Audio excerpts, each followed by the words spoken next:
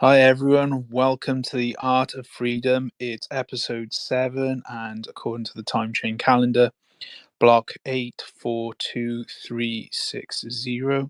My name is Rebel Money, and my wonderful co-host is Florencia. How are you doing, Flo? Hey there, Rebel. I'm doing fine. I'm very happy to be here again on a new episode. How are you doing? I'm really good, thanks, Flo. Again, it's great to be here. Lucky 7 today, for another episode, The Art of Freedom, and really excited today to welcome uh, our guest here, Mr. Avi Burra, who, I met him in Madeira, had a chat to him, and then also bought his book out there, and it's a pretty epic book, and I have to say it's my favorite Bitcoin book of the year so far. It's an incredible story, and he joins us today. Mr. Avi Burra, how are you doing, sir? Hey, Rebel and Flo. Thank you so much for having me. I'm honored to be part of the space. It's absolute joy to have you, mate. And I knew as soon as we started the Art of Freedom that you were definitely one of the guests that I really wanted to get on the space, just simply because of the incredible stories, but not only that, just talking to you in Madeira as well. So, for those that don't know your work and what you do, can you just give a little background, a bit of insight into who you are and what you do?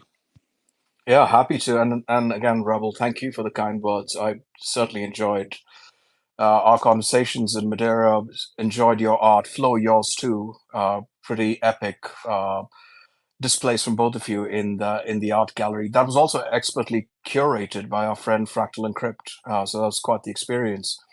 But yeah, look, I'm an author and a podcaster in the Bitcoin world. I also do things in the fiat world, which I can touch upon in a second. But I've been in the broader, let's say, Bitcoin and crypto space since 2016. Unfortunately, got into crypto and blockchain. I am an engineer by training, so I call it the curse of being an engineer that I got attracted by the underlying technology.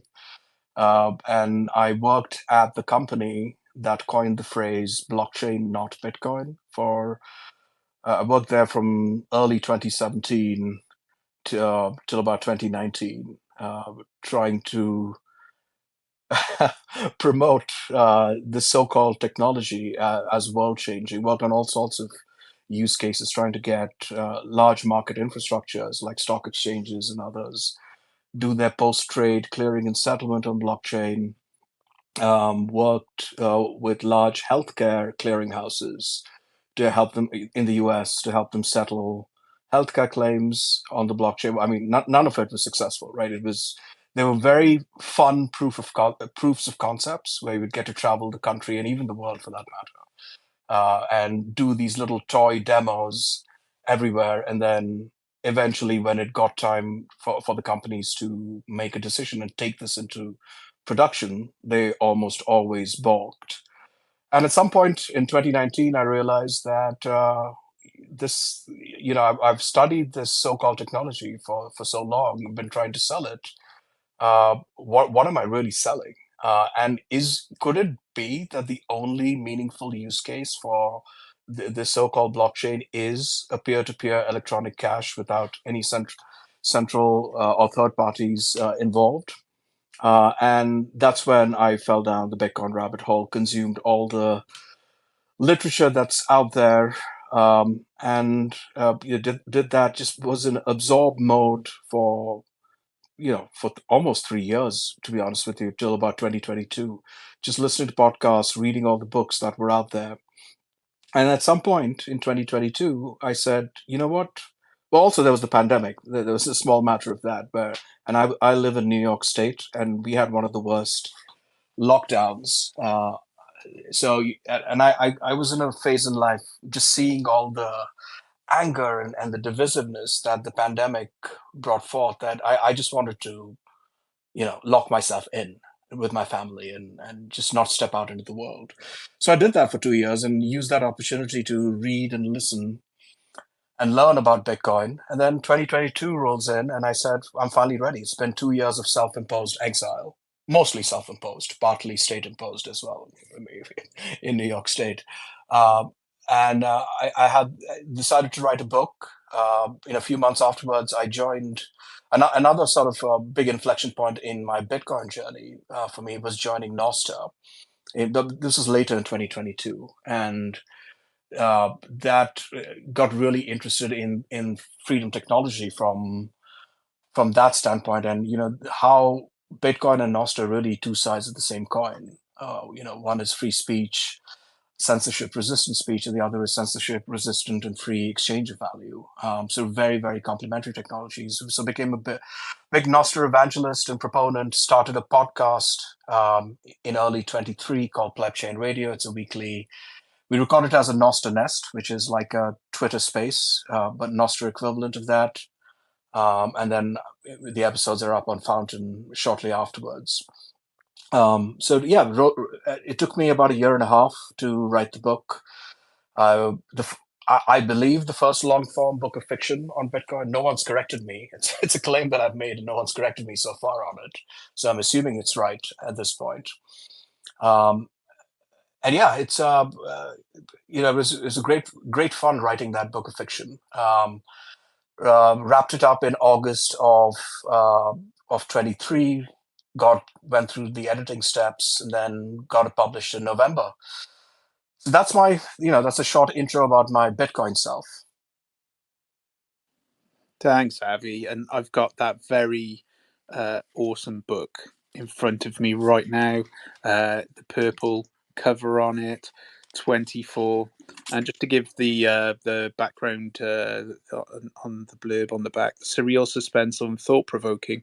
24 is a book about Oliver Bartolo's journey as he comes to terms with the unexpected death of his father, and in the process discovers that he's been harbouring a bizarre secret. And I absolutely love this book. And just hearing as well, which I'm sure we'll talk about in a bit, a lot of kind of what you said is mirrored in the book of your real life experience, I guess, through Oliver's journey. It's I think it's probably one of the best orange pilling books I've ever read, in terms of, I believe that through art we can promote Bitcoin and make people understand it a lot easier, because it's some, you can only listen to so many podcasts, but actually experience the journey within itself. So when you started writing this book, how did the idea come about? Because this is, as far as I'm aware as well, I believe it's the first Bitcoin long form fiction book. What made you wake up one day and think, oh, do you know what, I'm going to write a fiction novel about Bitcoin? Yeah, it's a good question. So actually, the idea for the book itself has been simmering for over 20 years. I've been an amateur writer, never written a long form book until this, but under a name in the early 2000s, in fact, in the early days of blogging, when I was a very young man, a lot younger than I am now, I was writing some surrealist essays, complete stream of consciousness, because that's a genre of art that's fascinated me, just given how it deconstructs preconceived notions of reality and then synthesizes them into a completely different view that might seem absurd to the casual observer, but really it's incredibly insightful in breaking down reality from a slightly different lens. So I was doing that in the very early days of blogging. If you remember, there was blogspot.com that was eventually taken over by Google. So I had one of the very early blogs under a NIM where I was doing that. And then around that time, I had the idea for a novel. And obviously, this predates Bitcoin by about 5 or 6 years at least. But so I was born and raised in India before moving to the States in my very early 20s. But the idea was about a young man, much like Oliver, from India who one day wakes up and his father has a regular middle management job, just like Oliver's father in 24, and then suddenly passes away. And through these dreamlike sequences, he realizes that his father had left behind a secret. And then in the original version of the book from almost 20 years ago now, it wasn't a book, the idea, it was that his father, initially the young man thinks his father is a separatist terrorist, in an unnamed separatist region in India. And then over the course of the book, as he unravels the secret, he actually realizes that his father was a freedom fighter. Now, for several reasons, that I never took that story to fruition. And then life happened. I got married, had a kid, and had to figure out ways of keeping the lights on in those early days. Had some family health things to sort out, and so that book never materialized. And of course, in the interim, Bitcoin happened to me. And so going back to what I was saying earlier about those 3 years I spent just absorbing, and then finally in 2022, I was ready to start creating. I felt like I had absorbed enough, and it was time to create. I thought, what could I do? Right? What can you write about Bitcoin? What can I write about Bitcoin that hasn't been written already? It's almost like writing about the sunset or New York City, right? It's there's nothing new under the sun almost. Uh, and then the idea came to me. Look, I like surrealism. I like fiction. I had this idea for a story. Why don't I recast this uh, in a Bitcoin world?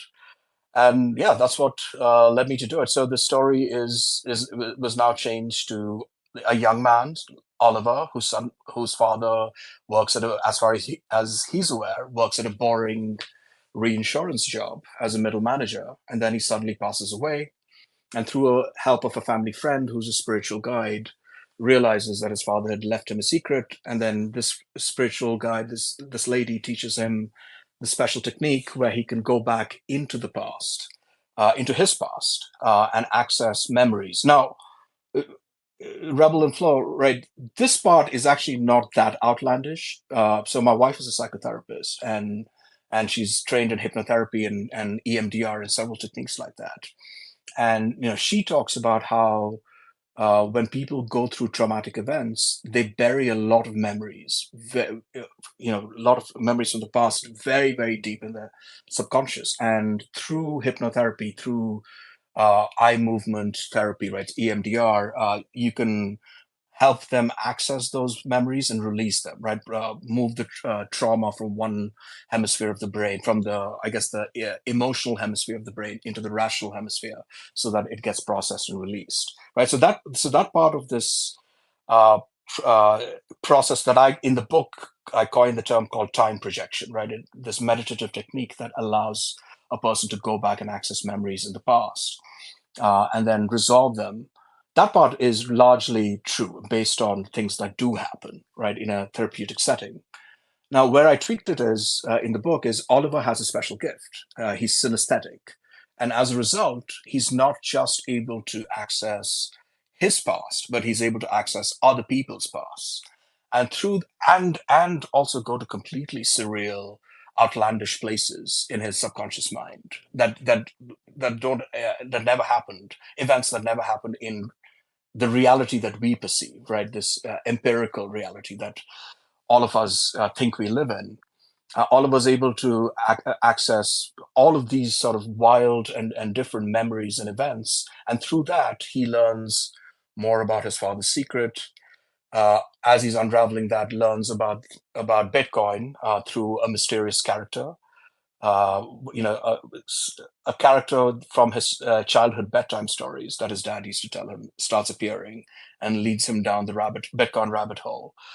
And in the process, learns about Bitcoin, becomes a Bitcoin maxi, and also goes through the stages of grief and comes to accept the passing of his father.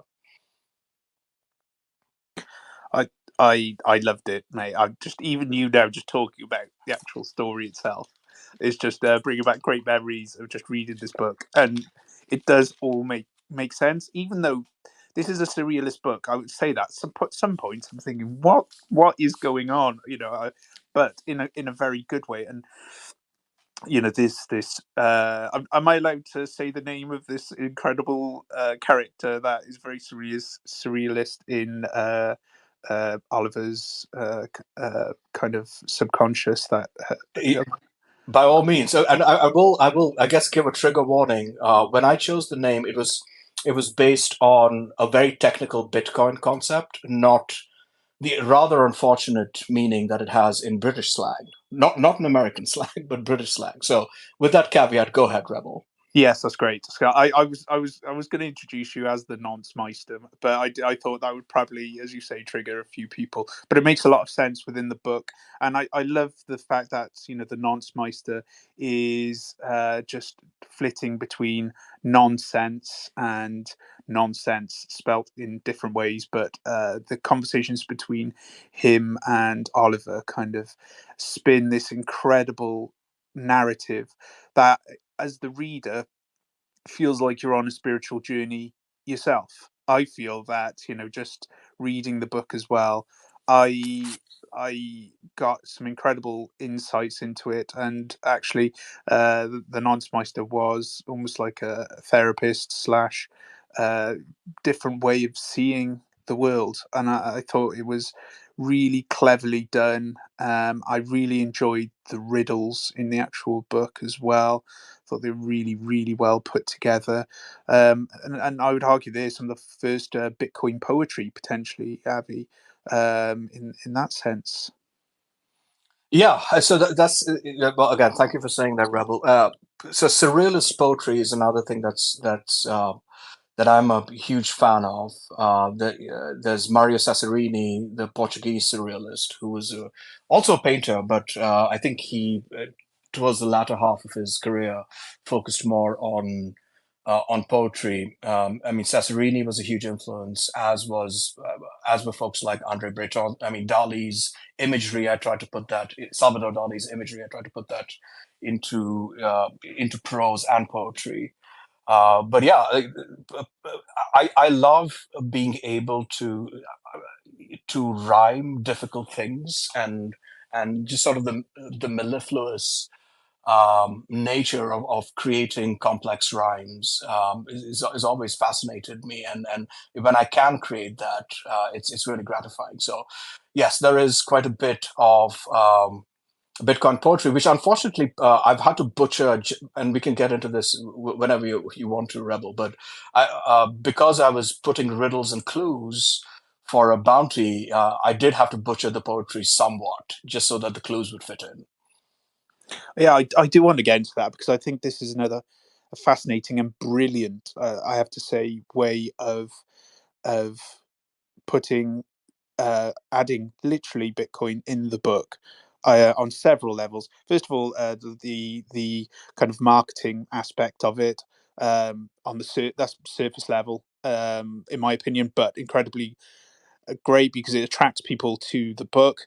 For those that are unfamiliar of what I'm talking about, there is a seed phrase that is actually hidden somewhere within the book that unlocked around about $11,000 worth of Bitcoin. And I believe the bounty was found quite recently. We'll get to that in a minute, Avi. So that these are the kind of the kind of a bit like Bitcoin itself. You come for the you come for the kind of the riches, and you stay for the revolution. And then there's other levels. Then so not only did it kind of it felt I was on Oliver's journey as well.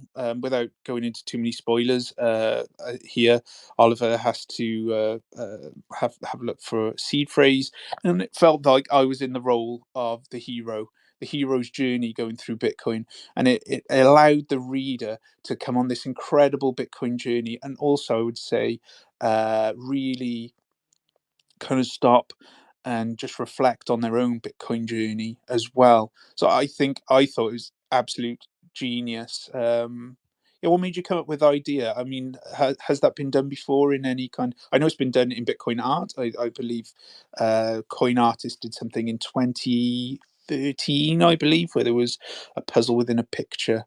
But why did you come up with that idea?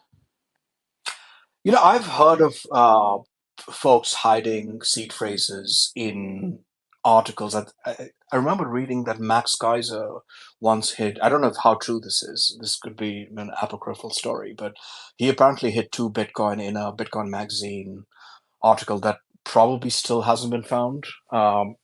So, yeah, and others have done it too, right? In writing. So, um, I didn't invent that concept, but I just took it. So the book is called 24, right? And the 24 is a fairly recurring theme in the book. Oliver's almost 24 years old, and I guess one spoiler I'll give is in the last chapter of the book is his 24th birthday, right? So that's one key, that's where one place where 24 figures. Another is obviously the first time he has this sort of spiritual experience of going back in the past. He hears his father's voice saying there are 24 words, you need to find them. And Oliver doesn't realize it's a seed phrase at the time because he works at a Web3 company. He's somewhat familiar with Bitcoin, but not really, right? So it takes him 5 or 6 chapters until he actually realizes he's searching for a seed phrase. Initially, he thinks it's some sentence his father wanted him to find. And the way I structured the book is it's 24 words. Each chapter is the story of how Oliver discovers one of those words. And since I had that structure set up, I said, you know what, I might as well use a real Bitcoin seed phrase. And the only thing I'll do is I'll have the chapters in a completely different order than the seed phrase, and then leave clues to the order in mostly in the non-Smyster's poetry, but there are other, well, actually, not partly in the non-Smyster's poetry. I don't want to ruin what's going to happen in the sequel, but yeah, there are clues in the non-Smyster's poetry, and there are clues in other structural elements of the book as well, to the right order of that seed phrase. So I just took advantage of the fact that it was 24 words, 24 chapters. Might as well put a bounty in there. But I love the layering, and that's what makes, in my opinion, fantastic art. Is it's layer upon layer of so much depth within it. Then that you can either experience it on a surface level or go deeper and deeper. Where the bounty was found, wasn't it, a couple of months ago, something like that? Yeah, I think about a month ago. In fact, I see one of the gentlemen who found the bounty, Dr. Tufty Silvestrus, listening in the audience here. So it was him, I think, and a couple of other folks he worked with who he must have got. I believe, if I remember correctly, he was able to find the order of about 12 of the words, and then once he had 12 in the right place, the remaining 12, because he knew what the words were, he worked with a brute forcer to be able to arrange those. Were you because I try cracking it, and I've seen clues all over the book, and I again, I don't want to kind of spoil it so that other people can have a little go at even having a crack at the puzzle now, even though the bounty is gone. Were you somewhat surprised at the method of the way that the person has cracked the code? Did you expect someone to guess or not guess, but uh, kind of come to a rational conclusion of the 24 words just by reading the book and putting it in order? Did you expect some kind of brute force towards the end to get the last few seed words? Well, I naively and idealistically hoped that the person who found it would be a complete normie and is able to use just the clues, the poetry, and everything else to put all 24 words in the right order, and then enter the seed phrase in just wallet of choice, right? Blue wallet, whatever it is, wasabi, and then get the bounty that way. But that was just a naive hope more than anything else. And I knew deep down that once the complexity space, right, so 24 words are impossible, effectively impossible to brute force, even if you know what they are. If you don't know the order, the level of complexity is just way too high. It would take too long. But as you find each word in the right order, the complexity comes down exponentially. So that I think by the time you're at 8 or 9 words, you should be able to do it in a day. And I think if you're at 12, it just takes an hour or two at most, because you just need to find a brute forcer that goes through you know, tens of millions of combinations, as opposed to septillions, which is what you write 10 to the 22 or something like that when you need to find all 24. So not entirely surprised, but again, I was holding on to the hope that it would be done quote unquote the right way, which is through just the clues themselves. I was trying my best, Avi. All right, I was there. I've still got the sheets of paper on the floor here in my studio of going through the clues that were in the book and trying to get every single word and analyzing the book over and over. And I believe that, and obviously without giving anything away, I believe that the clues were not just within the book, but perhaps around the book, so to speak. So it was, for me, it was an incredible journey. And I just want to thank you very much for an amazing read all the way through. The obviously the protagonist Oliver, we touched upon it earlier. His experiences within the book, are those mirroring some of the experiences that you had working in your role as an engineer at a blockchain company? And is that where Very, lots of the inspiration character came from? very much so. With the minor difference that I was a little older than Oliver. I wish I was 24 when I had all of those realizations. So maybe that was more of wistfulness on my part in creating a 24-year-old character to have that experience. But yeah, very much so. A lot of the characters are very loosely based on people I've worked with, and I've combined a few characters into one.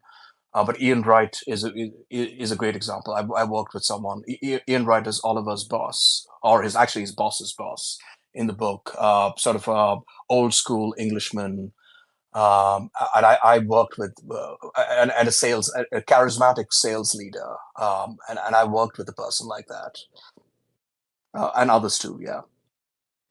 Yeah, I can imagine that, because the characters are extremely well fleshed out, and it does feel like you're actually with Oliver on this incredible journey. And then obviously the experiences there that Oliver has in India as well. I guess that would be calling upon your heritage there around hmm spirituality. Did growing up in India give you that sense of spiritualism, or did that come later on? Well, not growing up. Growing up, I was a complete rebel. Obviously tried as a teenager, and I left when I was just right around the time I was 20 or so, or 21 actually, which is interesting from a Bitcoin perspective itself.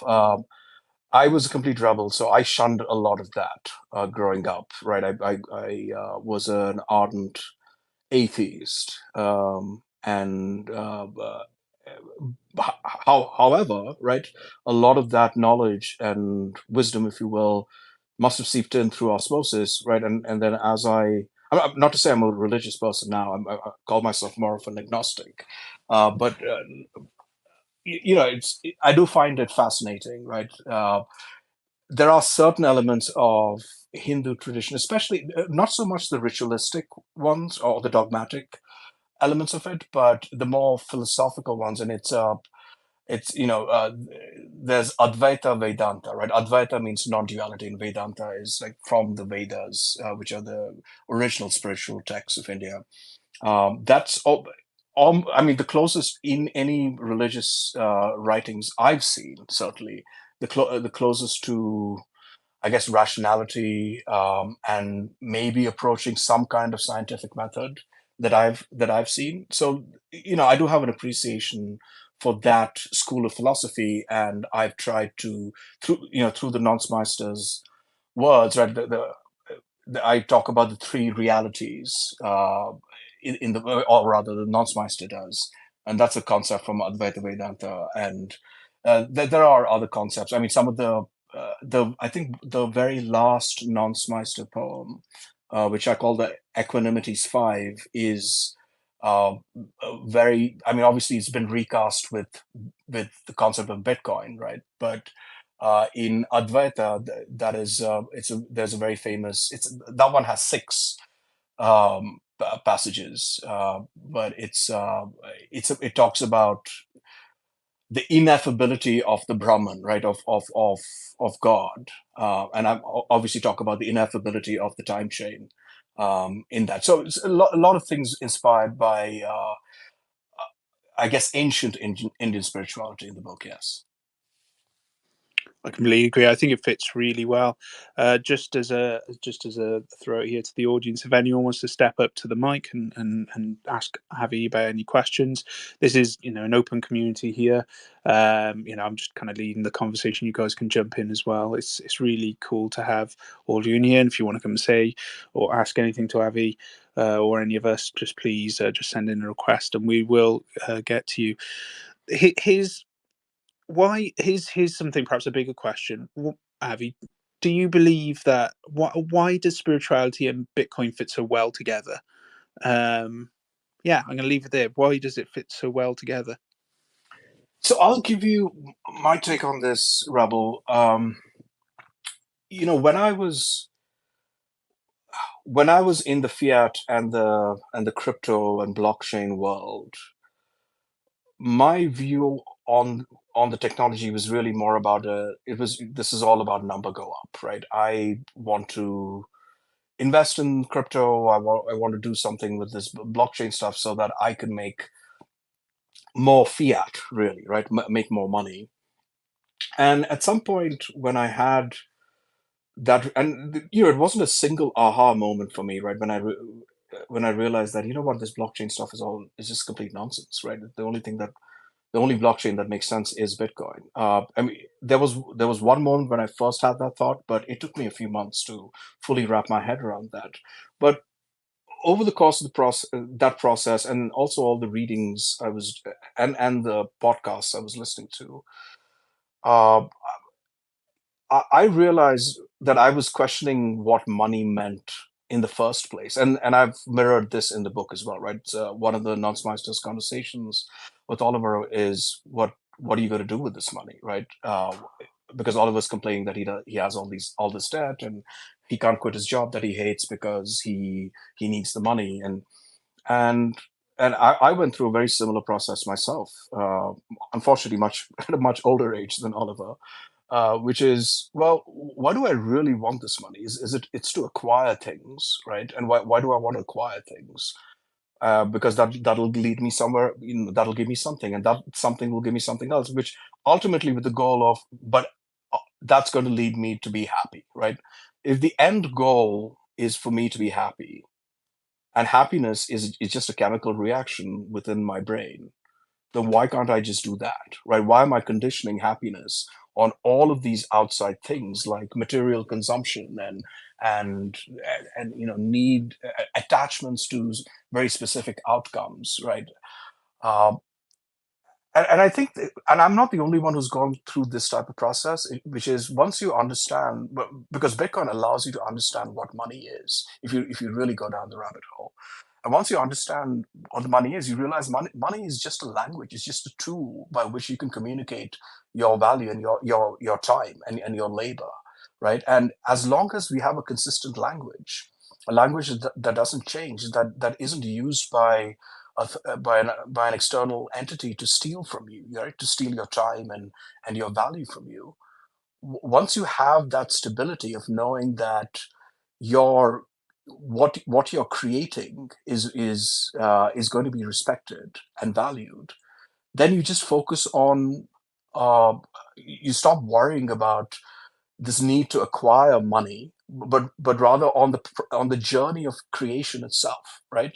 And for most people, right, it's about creating beautiful things. Even if you're an engineer working at a company and you're trying to build an application, you're using your skill to ultimately create something beautiful. And so understanding money allowed me to just short circuit a lot of the in between steps and realize that, well, step one was, well, you know what? I just want to be happy, right? And why don't I figure out how to be happy first, and then everything else will fall into place. But then step two was, well, happiness is really a byproduct, as a side effect of me pursuing beauty. So why don't I just pursue beauty? Like do things, create things that are beautiful, and during that journey, I'll find happiness. through the act of creation, because I don't then have to worry about bills and all of this other stuff. So in that sense, right, just being able to short circuit this this need for immediate consumption, which by the way is a symptom of the fiat world, right? This high time preference thinking of, well, I have to spend this money, otherwise it's going to lose value, right? Forcing us to buy things we don't need with money we don't have. Getting into credit card debt and trying to keep up with your neighbors, flat screen TVs and Lamborghinis or what have you, right? So once I was able to short circuit that entire process and get to that end goal, which is focus on creating beautiful things, and everything else gets taken care of, and make sure that my time is being stored, my time and labor are being stored in an asset that is not going to be devalued. In fact, if anything, is increasing my purchasing power over a long enough period of time. That was, in some sense, a spiritual awakening. So I think that's a long-winded way of answering your question, Rebel, but I think that's, in some sense, a spiritual awakening of sorts. I don't think that's long. I don't think that's long-winded. I thought actually that was quite condensed because it's such a big topic to discuss. I think kind of what you've touched on there, and I know Florencia's mentioned this several times, is it's almost like the Bitcoin Artist Manifesto, which you've just kind of talked about there, which is about creating beautiful things and having an asset that allows artists to store their time and energy, so they can go on and then have time and energy in the future to go on and create beautiful things, which in turn creates beautiful things, which creates value, etc. Then, which they have more time then to spend and create beautiful things. So, Florencia, I know you've mentioned it before, but like this is kind of what Avi's just outlined there is kind of like the so-called Renaissance that we're talking about. Yeah, it's been so interesting hearing you guys. Sorry, Avi, I haven't read the book. That's why I haven't been like so participative today. But it's definitely on my list. Like, I really want to read it. So I was just here like taking my notes and learning from you guys and what are you're saying right now. And yeah, for me, like I think I have like maybe kind of a similar search when I'm searching for beauty, and I have come to the conclusion that well, culture is a manifestation of like how our society lives and does, and since the way we transact is such a base layer of the society, it goes deep like into everything. And I think that this lack of beauty that we're seeing, and this yeah, it's not that people want or enjoy ugliness. It's like how how this disaster is manifesting itself through these cultural things. And I also think that there is a lie where people think that in order to be smart, you cannot like use beauty. So if you want to say something intelligent, but it's beautiful, it will take the attention away from the intelligent thing that you wanted to say. So now people, in order to seem very smart, I think they avoid beauty. Or that's only like my opinion. It's not. But I kind of have that feeling. So I think it's yeah, so important, and it's part of the revolution to take beauty back and to use it, because beauty, it's you do it because you want to, and all of that, but then it's for everyone. Like when you see the streets, you see these old buildings that they were like amazing with so much proof of work, and everyone could enjoy them.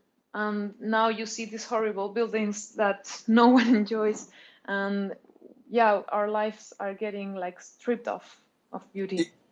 I have slightly, well, I have a theory on that. It doesn't quite sit that neatly with most historical views, which is uh, I define the classicalist period as everything pre 1913, and classicalism. So again, I'm going to use the Hegelian dialectic here, but the classicalism was the thesis, and the thesis was we create beautiful things, right? So we had that period, a couple of hundred years post industrialization, leading up to 1913. I think the one flaw with classicalism was it was largely steeped in dogma, mostly religious dogma, but other dogmas too, right? Just given the time it was. So you had classicalism leading up to 1913, picking that number for a very specific reason. Um, and then immediately after that, you had the antithesis, right? So if classicalism was a thesis, modernism was the antithesis, which is uh, completely stripping the dogma away, and in a true antithesis style, doing the opposite effect. Now, the surrealists fall under that category. Some of the modern art as well, right, from the Art Deco to an extent, right? 20s and 30s, you had some interesting results, right? When dogma is removed, you see some very interesting creativity. So early stage modernism, I thought was very interesting, but I think, if you look at some of the historical tellings, right? Writings, they talk about postmodernism having begun sometime in the 60s and 70s. I disagree. For me, we're still in late stage modernism, and the synthesis, right? So we have the thesis, classicalism, antithesis, modernism. Postmodernism is the synthesis, and that is taking that pursuit of beauty that was integral to classicalism, and then removing the dogma, right? Rebelling against the dogma, which was from modernism, and synthesizing it into true beauty. And I think that's what the Bitcoin Renaissance is, right? Bitcoin is the beginning of postmodernism. Well, maybe we're in the very early stages of postmodernism. It sort of overlaps with late stage modernism, and late stage modernism is the ugliest period in in many ways, right? We're seeing violence. We're seeing people throw cans of soup on paintings, protesting whatever cause they feel they're aligned to, right? It's become pure destruction of beauty, right? But as late stage modernism is dying, we're seeing early stage postmodernism that's supported by the Bitcoin standard, the Bitcoin Renaissance, come up with folks like you, right? Rebel and Flow, both of you creating beautiful things. We have Fractal and Crypt, so many other incredible artists leading that Renaissance. Thank you very much for including us in that. I really appreciate that, Avi. And this is what the doctrine is, and going forward, it does go in cycles, and I think we're at the start of a revolution here in everything in terms of cultural, industrial, economic, etc. And it's interesting to look back, but then also look forward to the future then, and see what will hold. I'm going to switch it around a little bit now, and because I want to get this in, because I think this is important for the artistic community to know a little bit more about this. And I just want you to talk a little bit about Noster and why it's so important, and as an artist, what tools does it enable you to have? And this is a discussion that we had briefly in Madeira. But why is it so important to have Noster in an artist's toolkit going forward?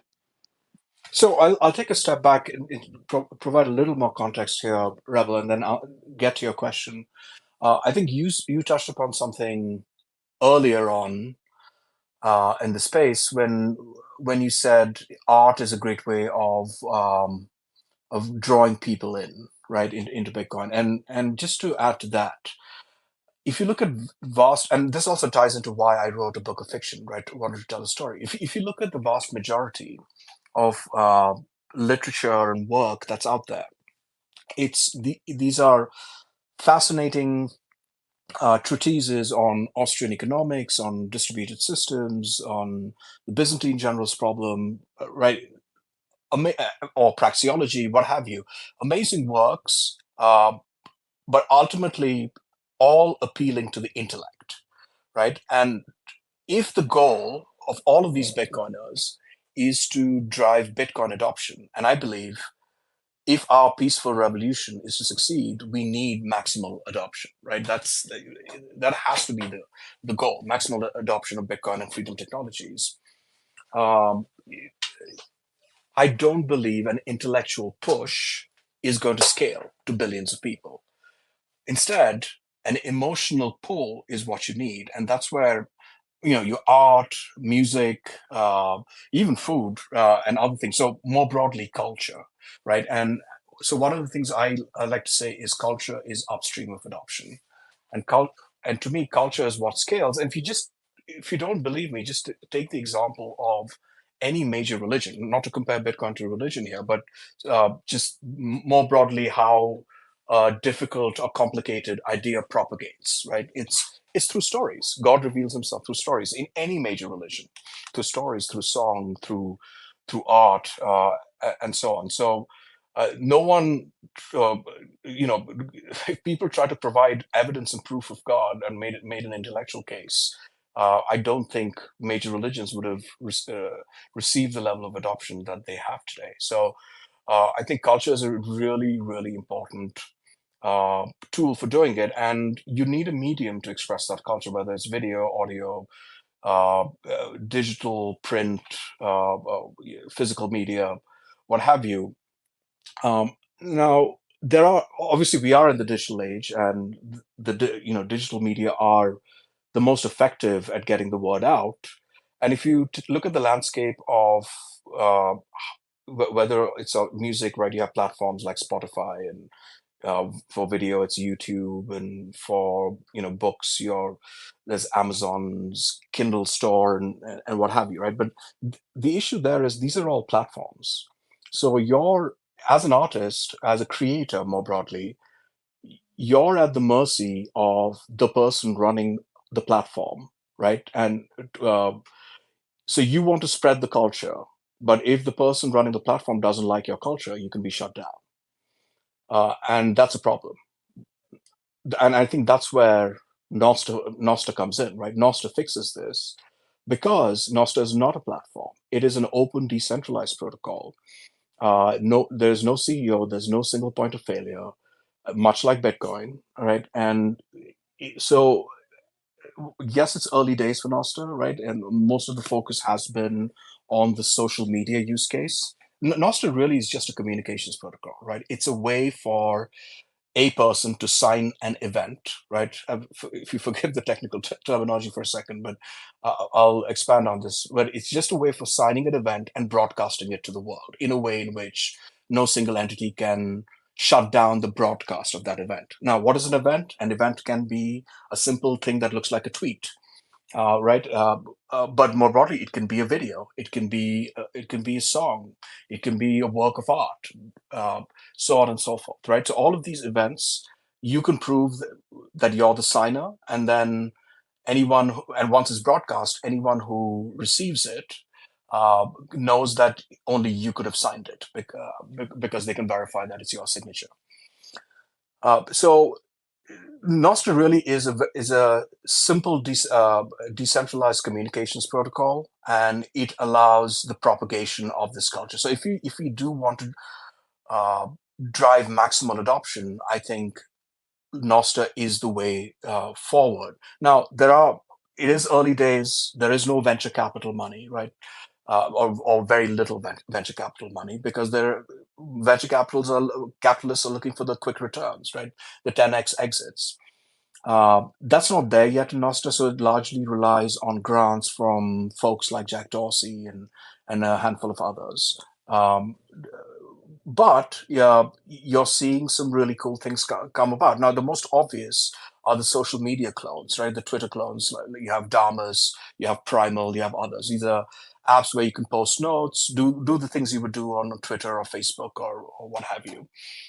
But there are others as well. There's something called Wavelake, which is a Spotify competitor, right? And you have musicians who've been streaming their music to Spotify for years. And there are a couple of examples, as a matter of fact. they've had millions of streams on Spotify, $0 in revenue. They switched to Wave Lake, and they can get zapped from the people listening to their music, and they've made millions of sats as a result, right? You have streaming video, like the Twitch clones. You have the Twitter Space clones, the Nostalness, where, for example, we'd be having a space very similar to this. Someone in the audience liked what you were saying, what Flo was saying, what I was saying. They could just click the lightning button on our profile pic, and they could zap us some sats, right? So you have uh, these opportunities as well on NASA. So the cultural permeation. Um, I think Nostr is best suited for that. So I think if you're an artist, yes, it's early days. Yes, the user experience isn't quite there yet, just because centralized platforms have the venture capital investment to invest in designers and web developers, right? Teams and teams of these folks to have polished designs and so on.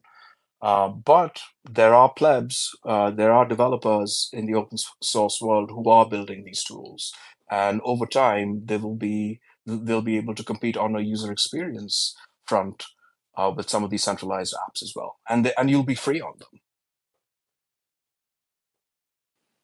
And that's what we like, freedom. Hence the name of the podcast. So if we are gonna proliferate this incredible culture, we do need to join up with Nostra, and that was the kind of the key message I definitely got from you when we were at one of the parties in Madeira. We were talking about it for a while, and I've because of what you've said that inspired me, and I'm starting to use Nostra now, and I'm not sure. Is there a way of broadcasting simultaneously on, just asking for my own kind of personal benefit here, Twitter Spaces and Noster at the same time, just so we can put this show on there at the moment? Are you aware? There is a way. I think it's a little complicated. So I think Swan has a space called Cafe Bitcoin, and what the producer does is he pipes the whole audio, a second feed of that into a Nostr nest. So what that means is the Twitter space ends up being the interactive space, and then Nostr nest gets a single feed where viewers or listeners can sign in and listen, but they won't be able to interact this way. So obviously, you could flip that equation, do it on Nostalness, and then pipe the live feed into Twitter Space. So I don't think there's a way of making both of them interactive yet. I could be wrong. I mean, the speed of development is quite breathtaking on Nostr. But as far as I'm aware, yes, you could do it, but it's a little complicated. Cool. It's something definitely want to look into, and I'm trying to understand and use Nostra as much as possible in the future, because of the incredible reasons that you just highlighted there, that we need to get on it. We need to kind of get off Twitter. It's not we don't need overlords for this revolution. In fact, they just hinder it. So having it in place is making that switch. When do you think that'll happen, Avi? Is there going to be a key moment, do you think, where people are going to switch over to Nostr, or is it just going to be a gradual thing over time? If the status quo is maintained, meaning there isn't some violent, or not violent, but there's no dramatic crackdown on these centralized platforms, then I think it's just going to be a slow, gradual process. Sometimes it seems like there's a nice little inflow into Nostr, and then at other times it feels like Nostr is dying, right? And so there'll be ups and downs.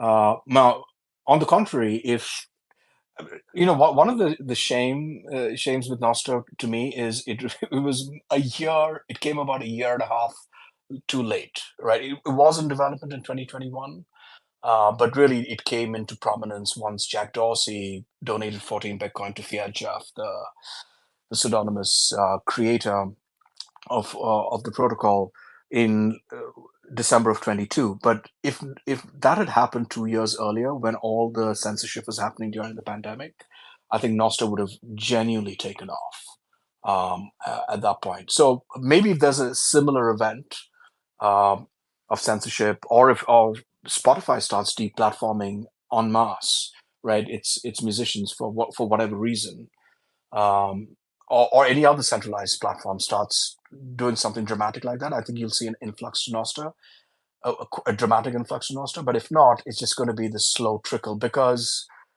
I mean, the censorship resistance and freedom and all of that, it these are values that are greatly appreciated in our, I'm sorry to say it, in our little echo chamber of Bitcoiners and maybe a handful of other adjacent communities. But beyond that, uh, most people, again, I'm sorry to say, are more than happy to be very slowly boiled in the vat of centralized censorship platforms. Hey guys, so I want to ask a question. I gave Gareth the mic so he can ask as well, but I wanted to ask you, Avi, something about the book, going back to that. If you're planning to translate it into other languages, and if I want to know if you are thinking of writing a new book after this one. Yeah, so I would love it if someone uh, would be willing to translate it into other languages. I know someone's offered to translate it into Turkish, but that never materialized. But yeah, if anyone wants to, anyone listening, either live or to the recording, please do reach out to me. Happy to talk about that. And then, if you read the book, Flo, you will realize, Rebel, as you probably do, that there needs to be a sequel because there are some things that need to be addressed at the end of the book. 100% Avi. I was going to get to that. It was definitely not ended, and I was on the edge of my seat at the end. And there's so much that is unresolved. You just need to please write the sequel because yeah, it was very the book is incredibly satisfying, but the ending was incredibly unsatisfying. Not in a horrible way, but in an unresolved way. So if you could get onto that as soon as possible, that would be great. I'm trying. I'm trying. Please do, mate. We're going to invite Gareth up here. Gareth, the floor is yours. Hi. I might have missed quite a bit. I was actually off at the post office the last 20 minutes, but just before I left, I had the thought that I had some input on why faith and Bitcoin seem to be, there seems to be a synchronicity between the two of them. And I think what it is Bitcoin demands that you give up power and control to a higher authority. Basically, you have to have faith in Bitcoin, the protocol, the whole design, everything else. Us as mere human beings can't really change this thing. So it demands that you adapt yourself to it and accept that it is the higher authority. And that sort of just links perfectly to faith, whichever faith that you have. You are sort of giving up the degree that you think humans can control each other and everything else to a higher authority. So it's funny because my faith was quite dormant for quite a while. And the more I've gotten into Bitcoin, the more that my faith has sort of suddenly reappeared, and they both seem perfectly in sync to me. So sort of pray to God and I pray to Bitcoin. so that's my kind of sort of two pennies worth on that. No, I love that framing, Gareth. I mean, what I think one of the realizations is you're a little spark from a much larger fire, right? And you realize that insignificance, you accept it. In fact, you cherish it, right? As a little spark from that greater fire, you can't change the fire, but appreciate that you're part of it, and everyone else, the other little sparks, are part of it. We're all connected somehow. So yeah, love it. Yeah, and I also think that the crypto boys, the alternative coins and those sort of separate out people that still think that humans, we can control everything, and they're looking for a way to exploit others, whether it's through the greater fool theory or like some kind of pyramid structure or just out and out scams. I think people who don't have any kind of integrity go into crypto, altcoins, NFTs, all of that, and people who have integrity become more and more hyper focused on Bitcoin and defending it from people who are trying to scam and just are looking for a way to exploit others, rather than just looking to improve the whole protocol and the whole Bitcoin. And that dovetails exactly with what people of faith, are all about: integrity and the integrity of their purpose and their mission. So it seems to be a absolutely natural sort of thing to happen. I think you can be a Bitcoiner and be like an atheist and not believe in any of the organized religions, but I think at heart you have exactly the same degree of integrity and sort of giving yourself up to a higher power that a Christian has, that a Muslim has, that a Buddhist has, etc., etc.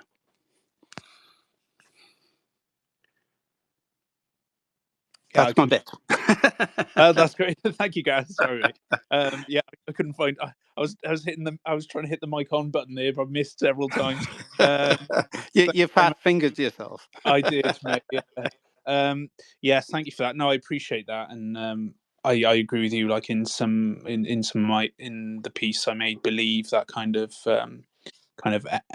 mirrored what you're saying there, and talks about whether Bitcoin is a religion or not. But I think it's a fascinating topic. But as we kind of we had a little chat earlier around the spiritualism, and it definitely hits on those different parts, and there are some incredible similarities, symbolism, places of worship, etc. That come up in both. So I think I know. I know that a one of my friends, and one of the podcasters at the moment, he's actually, I can't think of his name. It's late here on a Monday night. It'll come to me. John Vallis, apologies. John Vallis is now looking into the kind of the links in between Bitcoin and religion as well, and he's actually dedicated 8 months of his life to writing a book around it, and I think it's around about 300,000 words at the moment, so he's trying to get it down. But I think that's going to be an interesting read whenever that comes out. We're almost up for time. If anyone else would like to interact and ask Avi questions, please step up to the mic. Avi, I need to ask. I was kind of getting to it before. We can expect a sequel of 24. What else can we expect from you going into the future? Yeah, so certainly a sequel of 24, maybe more books in that Oliver Bertoli and Nonsmeister universe as well. Hopefully, if I can get around to it, because I certainly I don't think the second book is going to be it. But beyond that, I think I will. What I'm trying to do, again, just going back to the culture being upstream of adoption, right? I am trying to put something together very, very early days, but that allows uh, creators to focus on Bitcoin creators to focus on creation and not have to worry about all the post production and all the operations work that's involved in it, right? I mean, you just want to free people up to create beauty, and looking to see what it takes. I've been, exploring this idea for a while, uh, building an infrastructure layer that takes care of a lot of the operations tasks, and then work with artists. So, calling it a media company may be wrong. It's not quite a media company, maybe more like a culture factory, if you will, right? Just want to see more content, more creation out there. I'm also involved with, I'm on the jury of the Bitcoin Film Festival, working with some other projects. In maybe this year we'll see a Bitcoin Food Festival in Sardinia, but early days. But yeah, I just want to focus on ways in which I can create a compelling. I can help create a compelling narrative through culture for people to come into Bitcoin. That's incredibly exciting.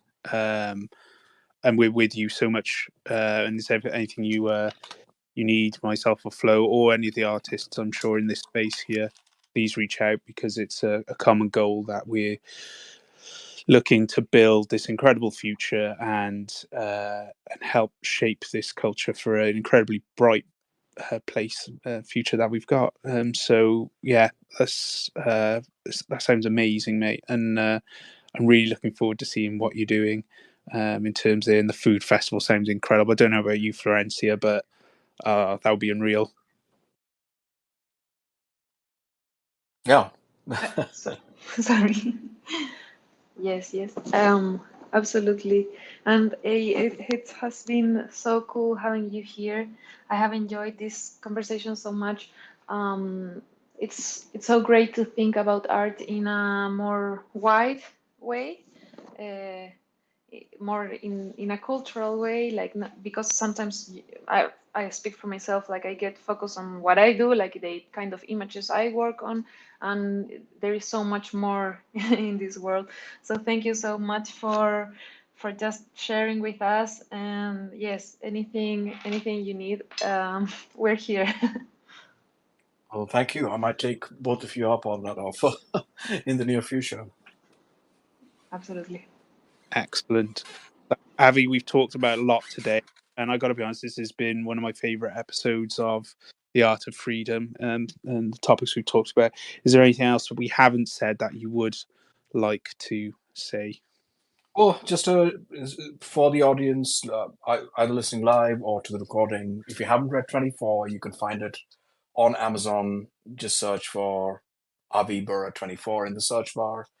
You should be able to find it. I suspect you'll enjoy reading the book. It's not just about the bounty. There is an actual story there, a compelling Bitcoin narrative, if I may say so myself. And yeah, and join Noster. Join Noster. Download Primal, both on Android or iOS, and just start playing around. You can get zapped, collect sats, support other artists, support other creators, and spread the message of freedom. Thank you so much, Avi.